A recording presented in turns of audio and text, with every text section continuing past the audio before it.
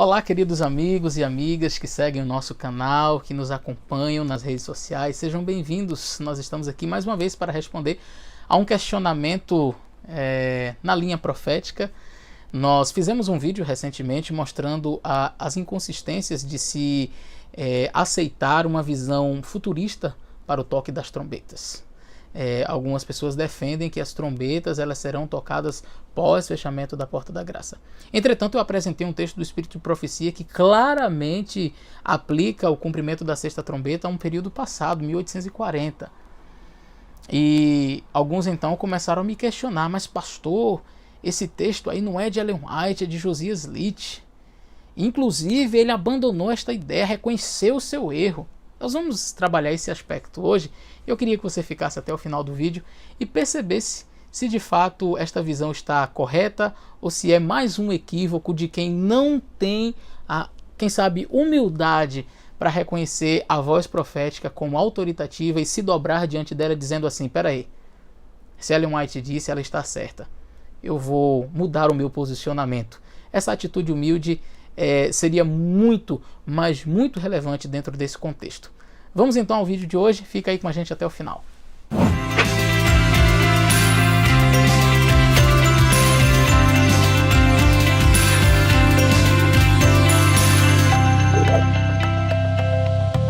Fala sério. Muito bem, eu quero ler com vocês o texto do livro Grande Conflito, que está na página 334 e 335, onde a senhora White diz assim: em 1840, outro notável cumprimento, esta é a expressão que ela usa, notável cumprimento de profecia, despertou o interesse geral. 2 anos antes, Josias Litch publicou uma exposição de Apocalipse 9, predizendo a queda do Império Otomano. No ano de 1840, no mês de agosto.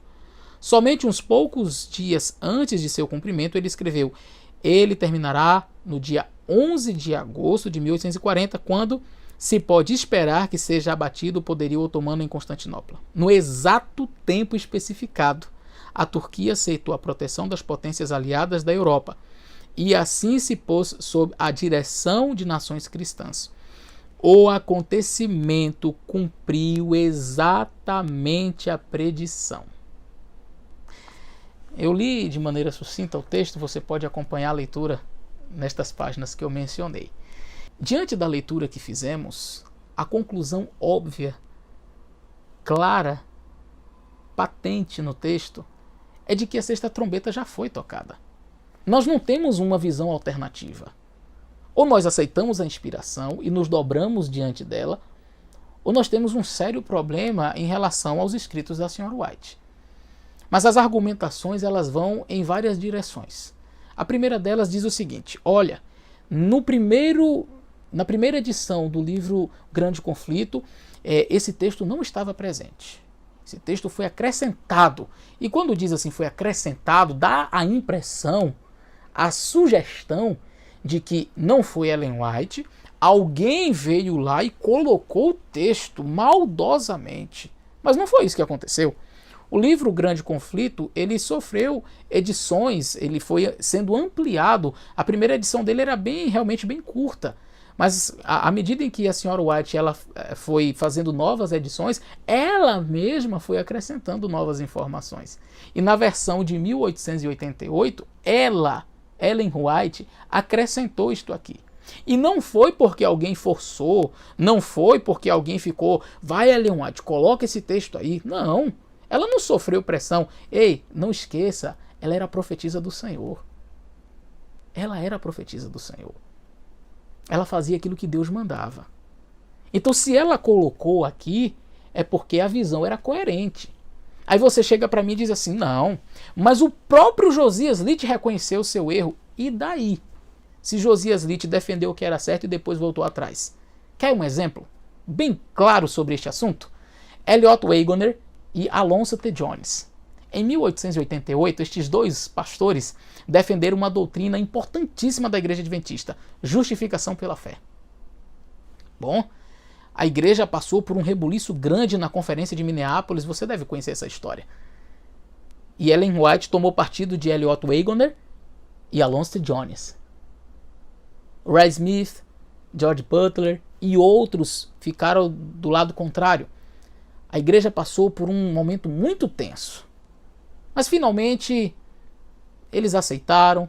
Wright Smith voltou atrás, se arrependeu. Mas a visão que Eliot Wagoner e Jones pregaram era a visão correta, coerente. Só tem um detalhe.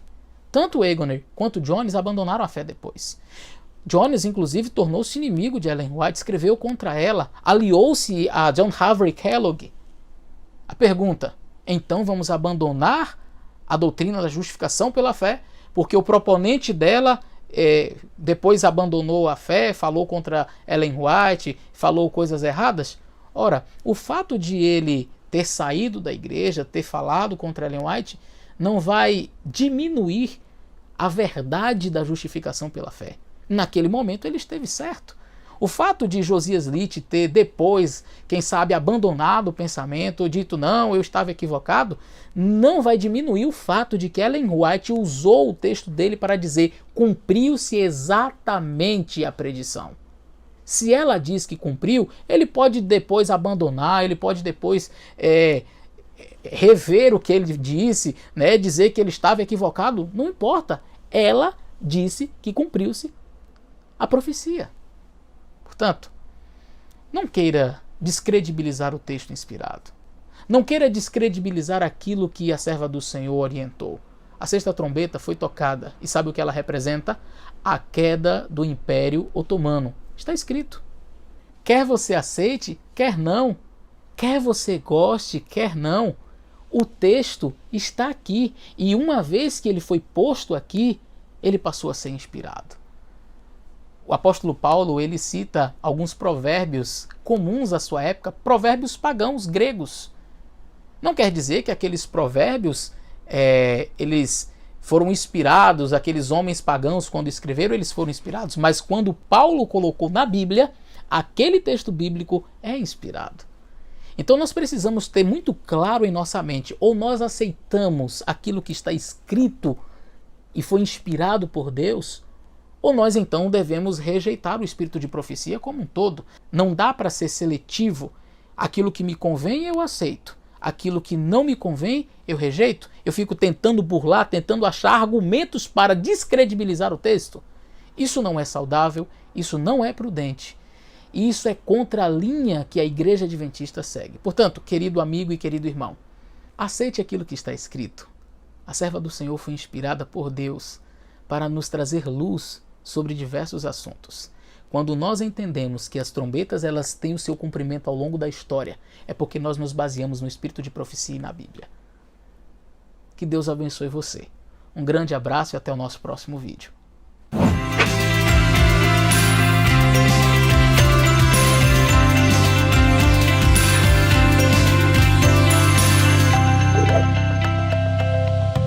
Fala sério.